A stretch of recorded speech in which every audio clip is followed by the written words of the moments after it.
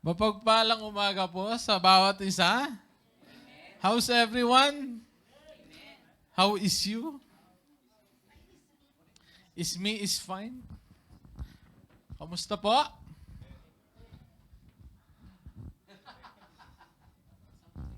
Ba't parang ang lungkot nga, no? Ba't ang lungkot? Smile naman dyan. Smile. Look so beautiful. Ngiti-ngiti po. Tapikin ang bawat isa, sabihin wag matulog. Wag matulog. Mamaya na, sa gabi na, sa gabi. Wag muna ngayon. Salamat sa pa-quiz ni Tita Sally. May naka-perfect ba doon? May meron. 6 points sa 5 question. For this month, tayo po ay nagkaroon ng series. Ano po yung ating series? Sa likod. Parable. Ano ang meaning ng parable? Para siya sa ano? Para siya sa bola. Anong meaning uli ng parable? It was discussed first by Ate Ima. And anong meaning ng parable? Dan dan dan dan. Extended simile. Ba't may time agad? Sige. Yung topic ni Ate Ima about the parable of what?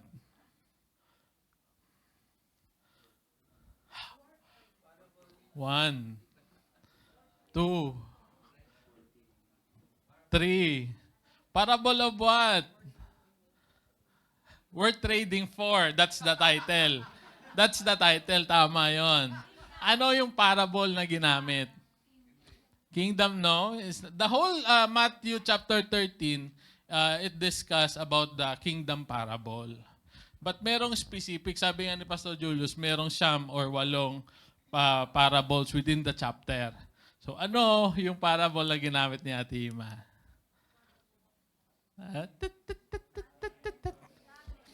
2,000 years later. It's the parable of the hidden treasure in the field. And then yung merchant looking for fine pearls. Okay? Wala may nakikinig. Yung ano niya, yung illustration ni Jesus Christ is merong isang tao nakakita ng treasure sa field. So yung ginawa niya, tinago niya yun sa lupa.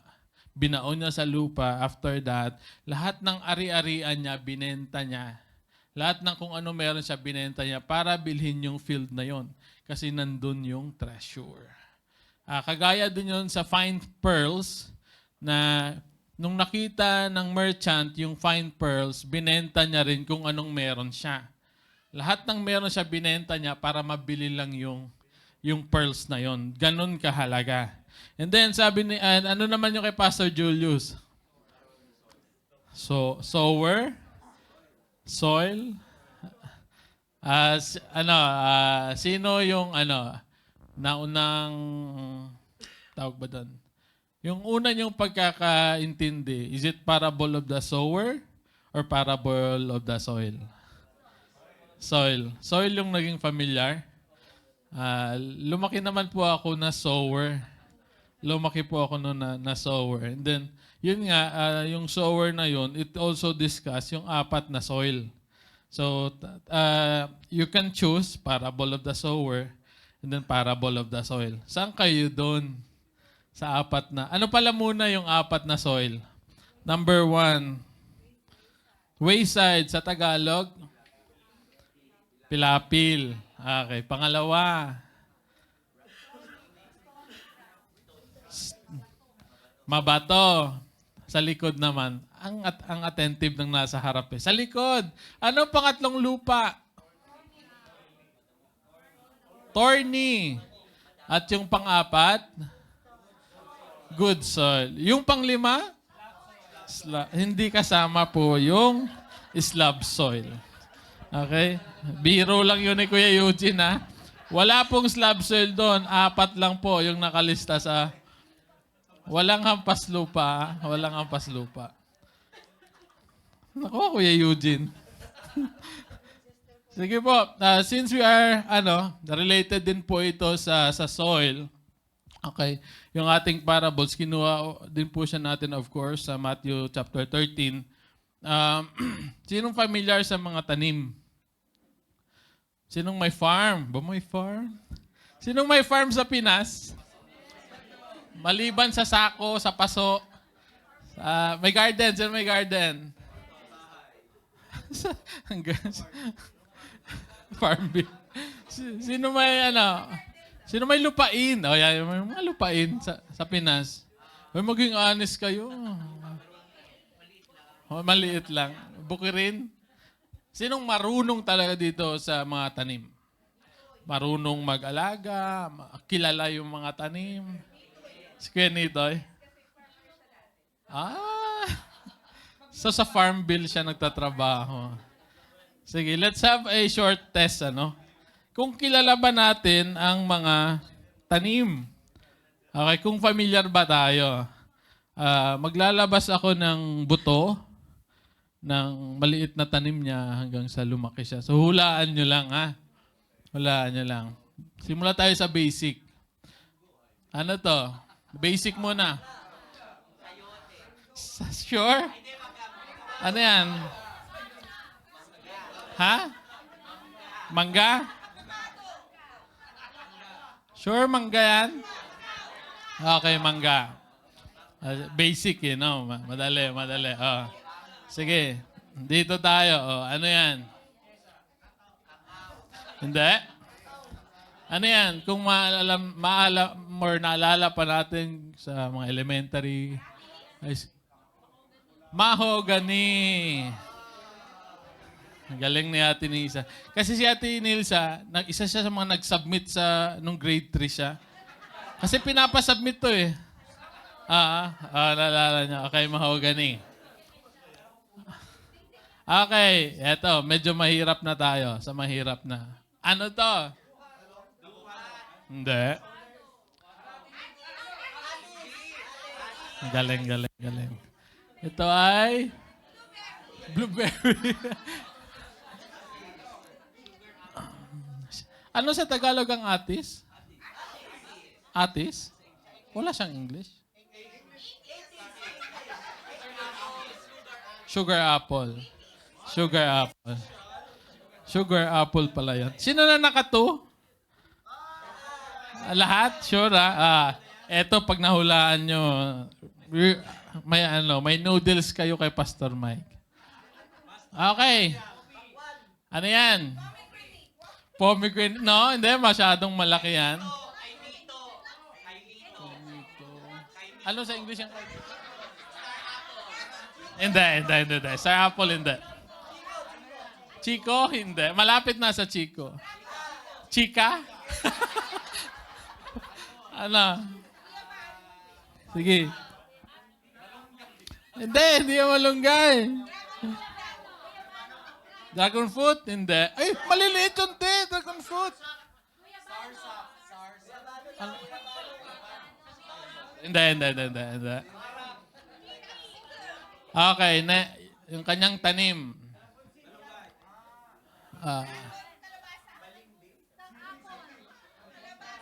Kalabasa.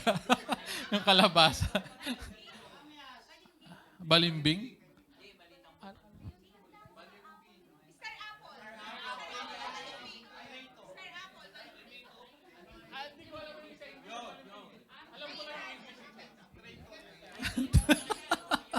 Ano sa English daw yung balimbing?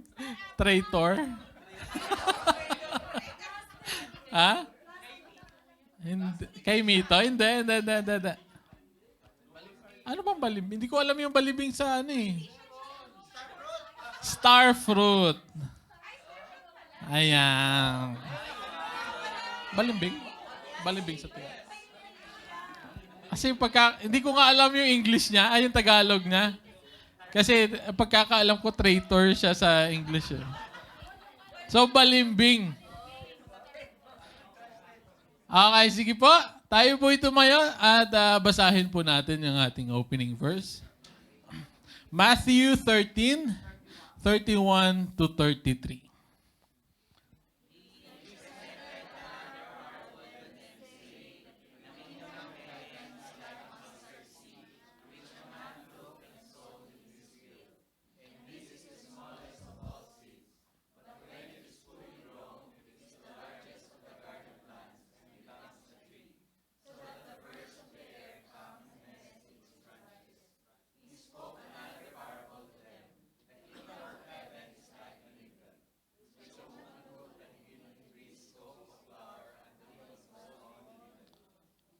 Okay, yung ating pong title is Parable of the Mustard Seed and the Leaven. Let's pray. Father in heaven, Lord God, maraming salamat po sa isang pribilehiyo na naman, Lord, na mapag-aralan, Lord, at mapakinggan ang iyong banal na salita, Lord Jesus. Father, thank you so much, Lord, for convicting each and every one, Lord God, na makinig, Lord, ng iyong banal na salita, Lord Jesus. Lord, give us the focus, give us, Lord, the full attention, Lord God, to listen to your word, O God. And Lord, kausapin mo, Lord, ang bawat isa, whatever we or you would like to give us today, Lord Jesus, ikaw na po ang bahala, Lord. Teach us, Lord. Humble us, Lord Jesus, to obey what is written in your word, O Lord. Ito pong aming pasasalamat, Lord. And we're so thankful, Lord Jesus, sa opportunity na ito, Lord God, that once again, Lord, ikaw, Lord, ay maluwalhati namin, mag-glorify at ma-magnify po namin as we dig deeper, Lord, sa iyong banal na salita. Ito po aming pasasalamat in Jesus' name. Amen, amen, and amen. Okay. Ano sa Tagalog yung mustard seed? Mustasa. Yung leaven? Libadura. Yan. Ano ko nga, libadura. Akala ko nga pampaalsa, hindi pala.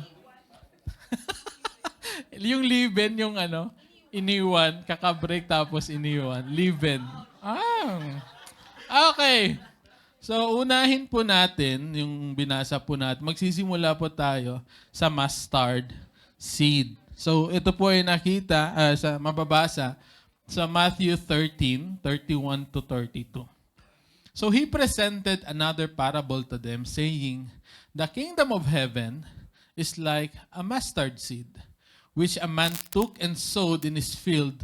And this is the smallest of all the seeds, but when it is fully grown, it is the largest in the garden plants, and becomes a tree, so that the birds of the air come and nest in its branches." So the illustration, sabi ni Lord Jesus Christ, yung kingdom of heaven is like a mustard seed. Sino nakita ng mustard seed? Hoy, anong kulay nito, Kuya Jo? Itim. Sure? Kapag luto. Kapag luto, pag hilaw. Kapag hilaw, brown. Okay, sige. It's a green. Green siya pag hilaw. Itim siya pag luto. Tama si Kuya Jo. So yung mustard seed, ito ay napakaliit, sabi ni Jesus Christ. It is the smallest of all the seeds, of the three seeds. But when it is fully grown, it is the largest in the garden. So sabi ni Jesus Christ, yung kingdom of heaven, ito ay parang maliit lang na mustasa. Parang insignificant siya, parang hindi mo siya mapapansin. Pero kapag lumago na siya, kapag lumago, kapag tumubo, kapag nadaan sa proseso, nabigyan ng tamang oras na cultivate, ito ay magiging pinakamalaki sa garden. And then also, sabi niya, hindi lang siya magiging pinakamalaki. The birds of the air comes and nest in its branches. So, magiging pasilungan siya ng mga ibon. So, yun, isa po ito sa mga walang explanation na parable. Sabi nga ni Pastor last time, there are two parables na meron ng meaning. At ito, wala po ito sa meaning. So, titingnan po natin yung illustration na ginamit ni Jesus Christ. So, this is how small the mustard seed. Munggo, 2 beans. So mas maliit pa siya sa munggo. Ayan lang siya. Napakaliit niya. Maliit pa siya sa kapag sinipon ka tapos natuyo yung sipon. Ma- mas, mas maliit pa siya doon. Mas maliit pa siya doon. Pero, yung kagandahan sa illustration na to, Jesus already, alam niya yung kanyang mga creation. So nakita na niya kung gaano to lumaki kapag nasa tamang lugar, sa tamang area, sa tamang nakukultivate, tamang pagdilig. Kasi yung mustard seed na to, ay kapag lumaki, sobrang laki. Meron kayo nito sa bahay? Wala. Meron po ako nito sa TV. Hindi, mustard seed parang isa din siya sa isa sa mga area na sa Middle East makikita. So, isa sa mga doon yung malaking malaking supply sa Middle East. Sa Philippines parang less lang siya yung supply niya. So, imagine ganong kalaki.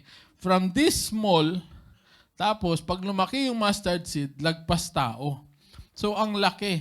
That's the illustration of the kingdom of heaven na kung saan from the smallest na insignificant, parang hindi mo mapapansin.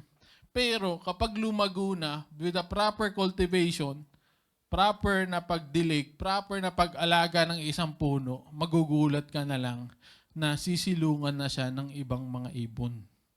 That refers also sa mga tao na kapag yung isang puno is malago na, talagang lalapitan ka para pasilungan ka. And sa David din dito, the other parable was the leaven. So, sa Matthew 13:33, he spoke another parable to them. The kingdom of heaven is like leaven, which a woman took and hid in 3 scoop of flour until it was all leavened. So, the illustration is this. So, yung flour, okay, yung 3 scoop, this is the literal na pag-interpret doon. Yung flour, pag nagsama, tapos nilagyan ng pampaalsa.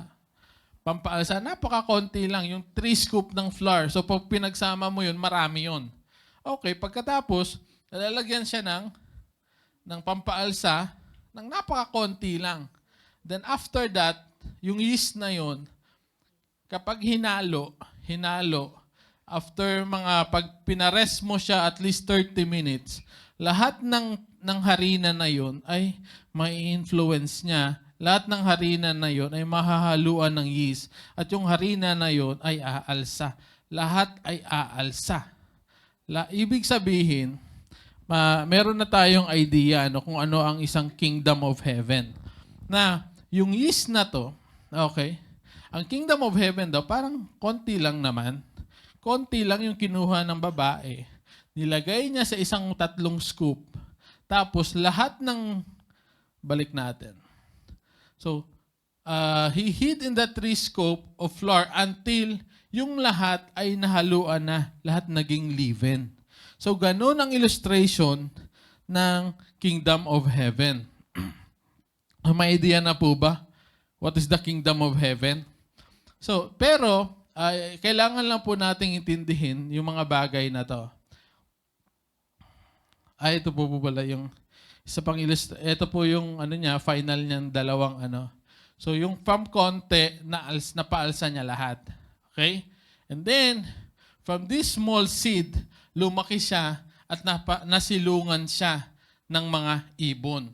So, imagine what is meron na to tayong picture or big picture ng kingdom of heaven. Pero, the Bible tells us that the kingdom of heaven, this is not a physical place.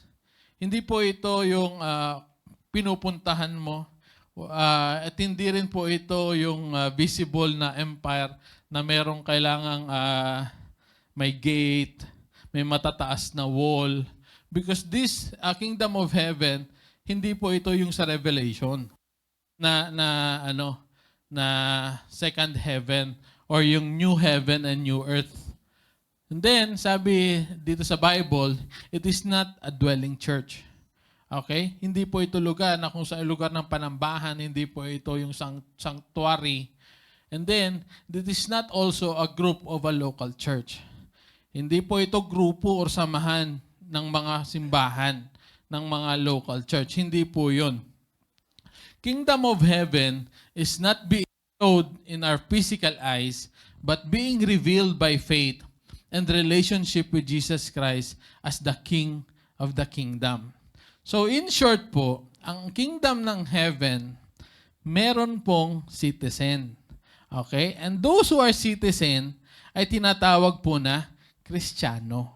Yung mga tagasunod ni Jesus Christ, yung mga follower ni Jesus Christ, yung mga nakatanggap, yung mga nagrepent, yung mga baptized, yung mga totoong sumunod sa Panginoon. So meaning, the kingdom of heaven is not about the unbelievers. It's all about the believers, the real, the genuine follower of Jesus Christ. So kailangan po nating intindihin yon. Then, the kingdom of heaven, it all started, since it was mentioned in the book of Matthew, nag-start po ito sa Israel. Sino nakapunta ng Israel? Sa YouTube. Sino nakapunta sa Israel gamit YouTube? Ha? Okay, sa Facebook. Yung mga yung mga reels na pinakita yung Israel, sino na nakapunta doon gamit reels? Amen. Marami na. So it started since si Jesus Christ yung nag-initiate po nito. It start to the Israel and then lumaki po ito wherein umabot po sa buong mundo. Yung kingdom ng Panginoon ay hindi lamang nanatili. It started with the Jews and then God uses people para abutin lahat ng mga Gentiles. Gentiles means non-Jews. Sino po yung Jews dito? Wala. We are all Gentiles.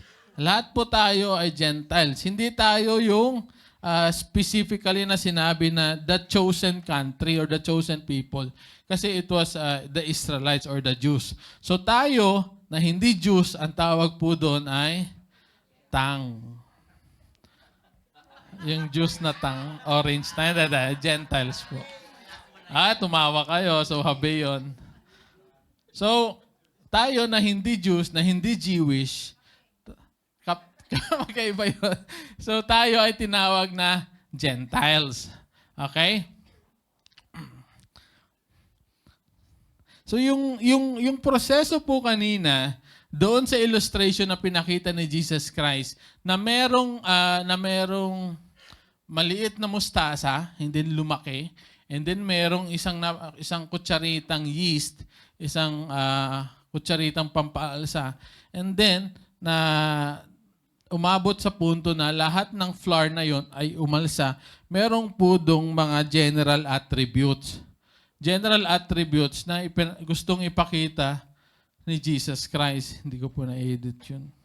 Okay, yung number 1 po doon ay merong tinatawag na process o yung proseso. Maya-maya i-discuss po natin yun. And then meron din pong oras. Merong time na ginawa si Lord starting sa kanyang pagsisimula ng journey until sa ating current era. And also, sa kingdom of heaven, sa mustard seed and sa leaven, mayroong pong growth. So, we will discuss this later, yung ano nga ba yung salitang growth. And then, merong din tinatawag na na-influence. Kasi, yung puno na malaki, nung nakita siya ng mga ibon, nilapitan siya. Doon nagpasilong. And then, doon naman sa yeast, yung kukonti lang, na-influensyahan niya yung buong flour. So makikita po doon natin yung influence. Ngayon, let's go to the process. So the kingdom of heaven, number 1 po, it was initiated by God. Hindi po yung simbahan. Hindi po ito kung madidinig niyo po merong mga kingdom na mga churches na sinasabi nila na kami yung nagpasimula. Hindi po ganun. The kingdom of heaven, the kingdom of God was fully initiated by Jesus Christ. And also, it was empowered. Hindi po porket magaling po tayo magsalita, tayo yun na yung magiging main source or tayo na yung magiging tawag doon, yung pinanggagalingan ng concept na ito. At kasi hindi naman po tayo yung nagsusustain nito. It was Jesus Christ who sustained His kingdom. And then, He also is the one that equips His kingdom. And lastly, Jesus also secures His kingdom. What does it mean?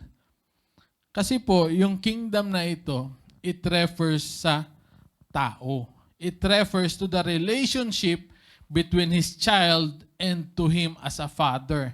And hindi, yung sinabi nga po natin kanina, hindi po ito yung literal na kingdom. Hindi po ito yung may mga walls. Hindi po ito empire. But it refers to the relationship na sa relationship po natin sa ating Panginoon. We will discuss it more. Punta po tayo sa pangalawa, which is yung time. Ilang minutes na po ako? 1 minute pa lang. Okay. Sa era ng time, when it was all started by Jesus Christ, ilang taon siya when He starts His missionary journey? 30 to 33. So, for 3.5 years, umikot siya sa buong Israel. So, we will see this. So, nung AD 30 to 33, nagsimula siyang mag-mission and he started to initiate yung kingdom of heaven. And then, sabi nga natin kanina, siya ang nagsusustain, siya ang nagme-maintain, siya ang nag-empower, siya ang nagsisecure. So, when the time comes na namatay siya after dun sa cross, sinundan ito ng mga disciples and also ng mission ni Paul. So sa pag-start ni Paul ng kanyang first missionary journey between 44 to 48 AD, siya yung nag-sustain, siya yung nag-empower kay Paul. Naikutin ni Paul doon sa Europe. Nagsimula siya sa Antioch, then pataas siya sa Europe, papunta siya sa Turkey, especially sa Turkey. Nung pumunta siya doon, he was fully equipped. He was fully been secured na walang nangyari sa kanya. That even though na 3 beses siyang nakulong, still secure pa rin si Paul. It's because si Jesus Christ yung nagsisecure, nagsisafety ng kingdom ng Panginoon. And then, nung AD 70, nung sinakop ng Medo-Persia ni King Nero, isa pa. Titus. Na Emperor Titus, yung Israel, nawala yung Israel, physically, nawala sa mapa, pero nandun pa rin yung Christianity. Nandun pa rin yung paglaganap ng Kingdom of Heaven. And then lastly, nung last na sinulat ni John, yung Book of Revelation, between 95 to 98 AD, siya pa rin yung nag-secure kay John. Kasi si John, niluto sa mantika, hindi namatay. It is the fulfillment na gusto ni Lord na matapos yung Book of Revelation. So, ito yung sinulat ni John na kagustuhan ni Lord na makumpleto yung eschatology. Kasi yung mangyayari sa future. Kaya kahit na pinakuluan ng mantika si John, hindi siya namatay. Bagkus namatay siya sa kanyang edad. Then, hindi lamang dyan na natili. If we will move forward, nung 200 AD to 400 AD, nagsimula nang i-compile yung Bible. Nagsimulang i-canonize yung Bible. So, pinagko-compile na, nandun na yung mga researchers, nandun na yung archaeologists, na para hanapin yung mga nawawalang piece ng Bible. And after that, move forward tayo. Dumating yung time na pinagbabawalan na yung isang tao, yung isang Kristiyano na makita na magdala ng Bible, pinagbabawal yun. Pero hindi doon na-stop yung kingdom ng Panginoon because there are still people na nag-preserve ng ating Bible. So there was still the security of the kingdom. Nandun pa rin yung pagbigay ng courage ni Lord sa mga tao na nag-sacrifice sa Bible. At yun po ay nadidiscuss po natin saan? Sa history and authenticity of the Bible. And then, bago po magkasimula yung Reformation, isa po sa mga church fathers dati na nag-sacrifice para magkaroon ng Reformation para makilala po natin ng tama yung pag-explain ng Bible is si John Huss. Si John Huss, kinalaban niya yung Roman Catholic. Na kung saan ay sabi niya na mali ang inyong mga tinuturo pagdating sa mga indulgence, pagdating sa mga sa mass, kinalaban niya po yun because nabasa niya sa Bible kung ano yung tamang katuruan. So sabi ng mga Roman leaders, Roman Pope that time, bawiin mo ang iyong mga sinabi at yung mga sinulat against Roman Catholic. Sabi ni John Huss, hindi pwede. Dinala siya sa trial court. Pagdala sa kanya sa trial court, sinabihan ulit siya for final. Pag hindi mo pa yun binawi, susunugin ka namin sa plaza. At yung nangyari, sinunog siya sa plaza. Kasi hindi niya binawi yung kanyang pananampalataya because tama po yung kanyang mga sinulat at tama po yung kanyang mga sinabi against sa Roman Catholic. So, kasi sinunod niya po yung Biblia at hindi niya sinunod yung mga practices. And years later, nandun na po nagsimula yung Reformation. So, nandyan na po sila ni John Wycliffe, sila ni Martin Luther, sila ni Swindler. Nandyan na po yung from 1500 AD plus. And then, during this time, imagine niyo po yung pag-secure ng Panginoon sa mga tao na yon. Yung pag-protect na yes, may mga taong na namatay, but the preservation of the Bible is nandun pa rin.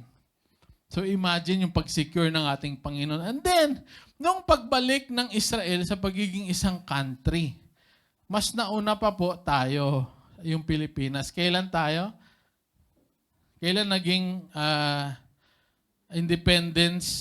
naging independent country ang Philippines? Independence. 1942. Mga hindi nakikinig sa sibika at kultura. Kailan yung Pilipinas? Hindi 1891? Parang 89. Yung independence ng Pilipinas. So 1891, sila naging 1948. Bakit saan po sila nanggaling? Balikan po natin ha. Kasi po, kinanker po sila nung AD 70. And then, nasira na po lahat, nagkawatak-watak, lumipat po sila ng iba't ibang bansa. Doon sila nagstay. And then, bumalik lamang po sila ng 1900s na. Then, dumating yung punto that the Lord revealed or nagkaroon na bumalik na yung mga Israelita doon sa kanilang bansang Israel and naging independent lang po sila noong 1948. Fulfillment po yan ng prophecy na i-scatter sila at ibabalik. Then dumating sa era na 2024. Sa haba ng time frame na yon, still nagbe-benefit po tayo. Yung pag-secure ng Kingdom of Heaven ni Lord, dumaan sa matinding proseso, maraming namatay, maraming nag-sacrifice para lang ma-preserve yung Kingdom of Heaven para lang itaguyod because sabi ni Lord, ang kingdom ko will last forever. Will last forever at hindi ito mawawala. So pag pumunta po tayo sa next natin which is yung growth. Puntahan po natin muna yung growth. Okay. So sa growth naman, general attributes po natin is from Jewish to Gentiles. Yung growth po ng numbers ng na-convert as Christians is marami. Sabi ko nga po kanina, from the Jewish, from the Israelites alone, na mas marami ang Gentiles na na-convert ngayon compare sa mga Jewish, because there's still religion in the Israelite na tinatawag na Judaism, na they don't believe in Jesus Christ, but what they believe is just on the Torah. Yung pinaniniwalaan lang nila is yung the 5 books in the Bible, the first 5 books, Genesis, Exodus, Leviticus, Numbers, and Deuteronomy. Sabi ni Lord, fulfillment po kasi ito, na marami ang mako-convert. Kailan niya po ito sinabi? Sinabi niya po ito sa Genesis 15 verse 5 pa lang. Now look toward the heavens and number the stars, if you are able to number them. And he said to him, so shall your seed be. Kanino niya po ito sinabi? Kay Abraham. Promise niya po ito na yung mga tao na magiging supling mo, na makakatanggap kay Jesus Christ, na magre-repent, magpapabaptismo, na susunod sa Kanya, ay kasing dami na mga bituin. So imagine, tagal na po yan prinamis sa Genesis chapter 15. And still we are experiencing people na nako-convert until now. Marami po ang nako-convert. And then, punta po tayo sa influence. Yung sa influence po, in terms of numbers, marami po ang nako-convert. So sa influence, yung mga persecutors dati, naging believers na. Yung mga pagano, yung mga nagpa-practice ng mga kung ano-ano, yung mga atheists, yung mga hindi naniniwala, na convert na. Because sa ating pong time ngayon, ilang milyon po yung nasa yung tao sa mundo? 8 billion. Approximately 8 billion. And 31% is Christian. However, ito po kasi was a survey na kung saan, pag sinabi po natin Christianity, maraming sekta kasi ang Christianity. Merong Roman Catholic, INC, Jehovah's Witness, and they are considered as Christian. However, yung pag-explain po kasi nito, still the word Christian that follows Christ is still mas marami compared to the other religion. Kasi what's next is Islam, Buddhism, Hinduism. Compare po sa Christianity, walang-wala po sila in terms of numbers. Because sabi nga ni Jesus Christ sa kay Abraham, dadami yung susunod, magdami yung magiging supling mo, marami yung makakatanggap, marami yung magre-repent, marami yung magpapabaptismo, marami yung magsusunod sa'yo. Fulfillment po yun, totoo po yun. And even in the Philippines, ito po, 2020 po ito na survey. 92 million sa Philippines is Christian. Kasama po ba tayo doon? Ba't ang hina? Noong 2020 pa yan, ha? Noong 2020, Christian na ba? Oh, amen. Praise God. So ngayon, punta tayo sa personal. Sa personal attributes ng kingdom ng Panginoon. So let's balik ulit tayo sa process. Sa process, those who don't have personal relationship with the Lord are not citizen of this kingdom. Goats are not sheep. Okay, explain po natin Kung sino po yung merong totoong relasyon sa Panginoon, sumunod, nakatanggap, nagrepent, nagpabaptize, sumusunod sa Biblia, tagubili ng Biblia, sila po ay tinatawag na citizen of kingdom. Goats are not sheep. Ito po, let's be realistic po dito sa bagay na to. Hindi po lahat na nagsisimba ay Kristiyano. Hindi po lahat sa atin ngayon makakapunta ng langit. Hindi po lahat ng dumadalo ng mga gawain ay nasave na. Yan po ang katotohanan. Yan po ang kingdom ng Panginoon na gusto nating ituro na pagdating po kasi sa pag namatay na po tayo, wala na pong explanation dun. Hindi ka na po pwede mag-appeal pa. Hindi ka na pwede, Lord, saglit lang, gawa muna ako excuse letter para i-explain sa'yo yung mga ginawa ko dati. Walang ganun. Dahil alam ng Panginoon kung sino po yung sumusunod sa Kanya. Alam ng Panginoon kung sino yung tumanggap sa Kanya. Alam ng Panginoon kung sino po tayo. Pwede po natin yan na na matago sa ating mga pastors na nakikita nila tayo dito sa simbahan na nagsiserve. Na parang ang active ng kapatid na to. Ay, masigasig yung kapatid na to. But you can never hide that sa mata ng Panginoon. Because hindi po natin alam kung sino po, hindi po namin alam, hindi po alam ng mga pastors kung sino po tayo sa labas. Madali lang po kasi magtingin kapag nandito sa loob. Ang behave natin dito. Tingnan nyo, nakaupo, ganyang postura. Diba, ang behave. But we do not know kung sino po tayo sa labas. Kaya, yung proseso na po na to, only the one that has a real relationship to the Lord are being called the kingdom citizen. Now, sa time,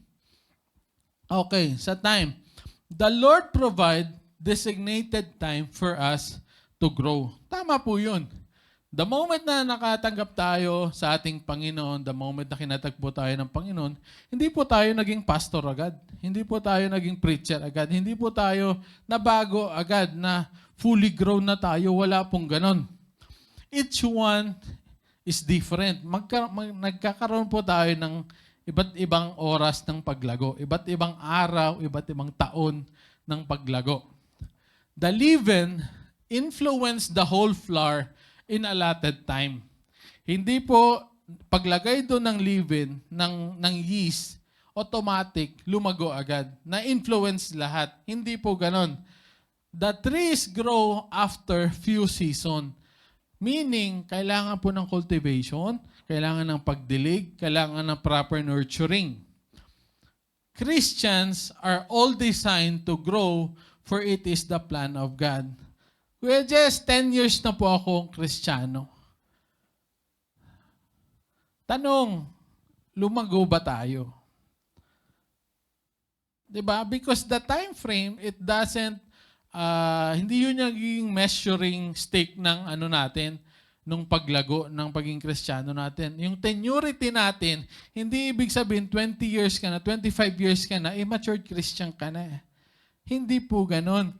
Kundi sinasabi sa Bible na sinasabi sa Joshua 1:8, anong dapat gawin natin? For us to grow, we need to read the Bible, we need to study the Word, we need to involve in His church, we need to makilahok sa lahat ng activity ng panambahan for us to grow. Hindi lang makilahok sa activity ng panambahan. Nakikita ka lang kapag merong activity. Hindi po ganun. Na kapag merong outdoor fellowship, unang-una ka doon, present po. Pero kapag gawain, kapag Bible study, wala. That's impossible. The growth will never, or the Lord will never give us the growth that we desire kapag ganun lang po yung ating pag-serve sa Panginoon. Malapit na po yung time. Growth! Sige po. Growth are only given to those who obey the Bible and submit to the authority of the Lord. Ito po notice this. Wala pong lumalagong Kristiyano na Friday goers lang. Wala pong lumalago, pag way back sa Pilipinas, na Sunday goers lang. Wala pong lumalagong ganon. Kasi po, hindi po yan magiging biblical. Mamamali ang Panginoon nung sinabi niya, read your Bible every day. Pag, sabi nga ni Pastor Julius, na kung ikaw ay tunay na Kristiyano, hahanapin mo yung simbahan, hahanapin mo yung Biblia, hahanapin mo ang Panginoon. 'Diba? So biblical growth is far different from acquired experience. Hindi porket nakagain tayo ng mga experience that make us knowledgeable na pwede nating makonsider na meron po ako nakilala na hindi ko na kailangan magsimba kasi nagpe-pray naman po ako sa bahay. Hindi ko na po kailangan mag-worship kasi pwede naman po ako magpatugtog sa bahay.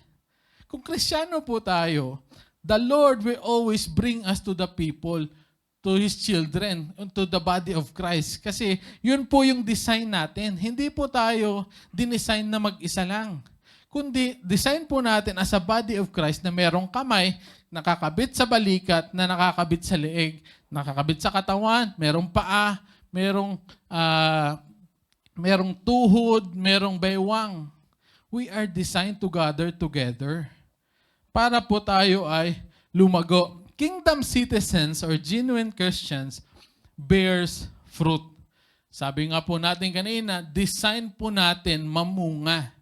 Pero hindi lahat nagkakasabay-sabay mamunga. Because maybe si ate after 5 years pa, si kuya after 6 years pa. Pero 20 years na, wala pang bunga. Saan ka nakakabit? Sa paso. One more year. Diligan ko muna, cultivate ko muna. Pag wala, another year, pag wala pa, tutumbahin na, puputulin na. Because po, design po ng Kristiyano na lumago.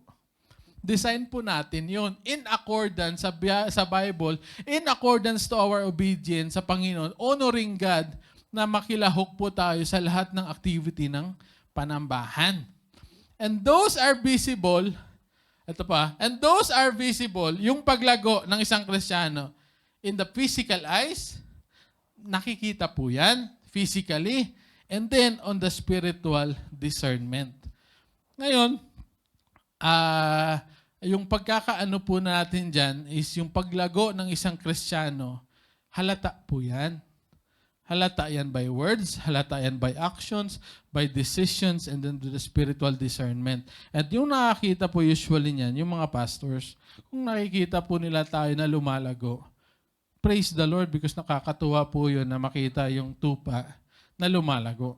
Pero nakakalungkot, sabi nga na Pastor Mike one time, nag-usap kami, na nalulungkot siya na kapag nakikita yung mga tupa na ilang taon na, pero wala pa rin paglago. Maybe hindi pa yung oras. Maybe sabi nga ni Pastor Julius, one more year. Okay. If you have no desire, sabi ni Pastor John MacArthur, if you have no desire to obey His commands, then obviously, then you do not love Him. Yun lang naman po talaga eh. Basic na basic. Pag wala kang desire sa puso mo, nasundin ko ano yung Biblia, kasi dinesign po tayo, nasundin yung Biblia. So meaning, hindi po natin mahal ang Panginoon. Basic information. Kaya just nag-deserve na ako, kumakanta na ako, tumutugtog na ako. Basis na po yun. Kristiyano na ako eh, kasi kaya nagtutugtog ako. Sabi pa rin ni John MacArthur on his preaching. In our days, church are being misled, believing works and services as the basis of Christianity. Kuya Diyos, kumakanta na ako, tumutugtog na ako, nagsiserve na ako, nagba-Bible reading na ako, nagluluto na ako, Christian na ako. We're foolish if we are being deceived and forget to acknowledge what standard set in the Bible. Hindi po yun yung basihan na tayo po ay Kristiyano na. Hindi porket nagsiserve po tayo, ay Kristiyano na po tayo. Check ourselves kung totoo nga po ba tayong Kristiyano. Sabi nga ni Pastor Julius, how do we respond to the word? Baliwala lang ba? Na-touch ka? Naiyak ka? Napayaka pa kay pastor pero na-convict ka ba? Na-touch ka? Naiyak pa? Napayaka pa kay pastor? Na-convict ka? Pero nag-commit ka ba? Because there will be always a response. May response po kasi every time na nakakadinig tayo ng salita ng Panginoon, merong conviction, merong kurot. However, if na hanggang naging kurot lang yon, wala tayong ginawang response, hindi tayo sumunod, sayang lang yung effort ng tao na nagsalita dito. sayang lang yung effort ng Panginoon, sayang lang ang kagustuhan ng Panginoon na lumago ka. For us to bear fruit as a Christian, we must hear and understand the word. It will take commitment, consistency, and putting value to the word. Aim to be a good soil. Di ba? Gusto natin na lumago. Gusto nating tawagin tayong full Christian na ako. Pero wala naman tayong nagiging response. So it's a challenge for us that we check ourselves, check our commitment, check our consistency pagdating sa pagsiserve ng Panginoon, sa Panginoon. And then lastly, yung influence po natin as a leaven, Christians are expected to influence at home, at work, and community. So, sa trabaho po ba natin, kilala tayo as Christians? Kilala ba tayo na sumusunod tayo sa Panginoon? Yung pagtatrabaho ba natin ay naayon sa Panginoon? Kilala ba tayo sa community natin na Christian? O kilala tayo bilang Kristyanuhan lang? So if you're a Christian, be a Christian. Be a recognized Christian. It's not about you inside the premises of the church. Pakibasa ng last line. Amen po ba doon? Okay. Kingdom of heaven will and must preach the truth. Whether it fills up the room with genuine Christian or clears out the sheep pen from the goats. Yung kapag tayo po kapag tayo ay totoong belong sa kingdom ng Panginoon, we must not sugarcoat the Bible. We must always preach the truth. Kahit na maubos pa yung membro natin, na kahit pa yung part na, yung desire na gusto po natin na na sana lahat ay ma-convert. Gusto po natin na lahat ay mapuno ng mga upuan na po na yan ng mga genuine Christians. Pero part of that process, yung filtration, yung pagsala ng Panginoon, na ilalabas po talaga kung sino yung tatanggalin talaga yung mga kambing. Kasi hindi po yan tupa. Magkaiba po yun. So yung ating pong realization, malapit na po ako matapos.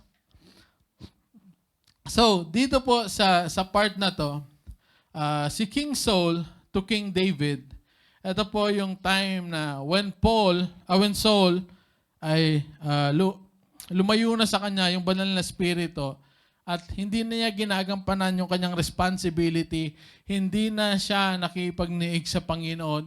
Yung ginawa ng Panginoon, nag-train siya kay David. Train niya si David para maging para humalili sa kanya. And then sa time ni Moses, nang hindi na kaya ni Moses, when Moses was already 120 years old, prior to that, sinimulan niya yung pag-train kay Joshua. At nung time na hindi niya nakaya, binigay niya ito kay Joshua. And lastly, si Timothy sa kay Paul. Nung time na hindi na kaya ikutin ni Paul yung Philippi, yung Corinth, at hindi niya na kayang magpastor doon sa Ephesus, yung ginawa niya, trinain niya si Timothy. What does it mean in the kingdom of heaven? Ito po yun. Let's ponder on this. Kapag may kulang, merong fini-fill in si Lord. Kapag may umaalis, may ipinapalit si Lord sa kanyang kingdom. Kasi He sustains, He empowers, He equips everything in His kingdom. Kapag may nagpapabaya, may nire-raise up si Lord. Yan po ang katotohanan. Kapag may hindi nagko-commit, nagre-raise up si Lord ng mga taong magko-commit. Dahil hindi niya kayang pabayaan at mahal niya ang simbahan na tinatag niya. That's the reality. na in the kingdom of God, hindi po pwede na magpabaya po tayo because the Lord will raise somebody else. Gusto po ba natin yun na hindi tayo yung tinawag? Yung gusto po natin, at Lord, ako yun. Lord, gusto ko ako yung maging servant. Lord, gusto ko ako yung tutugtog. Lord, gusto ko ako yung kakanta. Pero may kailangan tayong gawin. May kailangan nating mag-submit sa Panginoon. And lastly, the illustration po na gusto kong ibigay. Sino po kumanta ng Christ is Enough? Hillsong. If you're familiar, it was Reuben Morgan. Ayun. So si Reuben Morgan, siya po yung kumanta ng Christ is Enough. Pero, what if kinanta po ito natin na mali yung tono? Mali yung pagtugtog, sablay, mali yung pasok, mali yung ending, mali yung gitara, drums, keyboard, mali yung backup. Pwede po ba nating sisihin si Reuben Morgan? Hindi, di ba? Hindi pwede nating sisihin yung author. Kasi may lapses tayo, may kakulangan tayo, hindi tayo nag-practice, hindi natin inaral. But what about in the Christ-like? Pag sumablay tayo sa pagsunod sa Panginoon, pwede ba nating sisihin si Lord?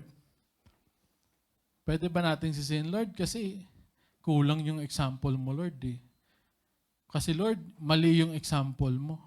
Kasi Lord, ganito lang yung naintindihan ko. Hindi po pwede nating sabihin na or pwede nating sisihin ang Panginoon.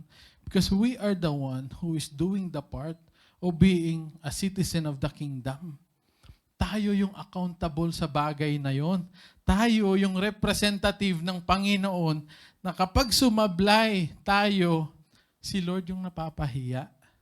Si Lord yung nahihiya sa atin, nakagustuhan niya sana sa atin na lumago, pero hindi tayo tumubo. Tayo yung pampaalsa sa tinapay, pero hindi tayo umalsa. Hindi tayo naka-influence. And lastly po, as conclusion po natin, He doesn't allow goats to be called sheep. Ayaw ng Panginoon na tawagin yung mga kambing na tupa. For Jesus recognized who are the real ones from not. Kilala po ng Panginoon kung sino yung mga citizen ng kingdom niya. Kilala po ng Panginoon kung sino yung mga anak niya.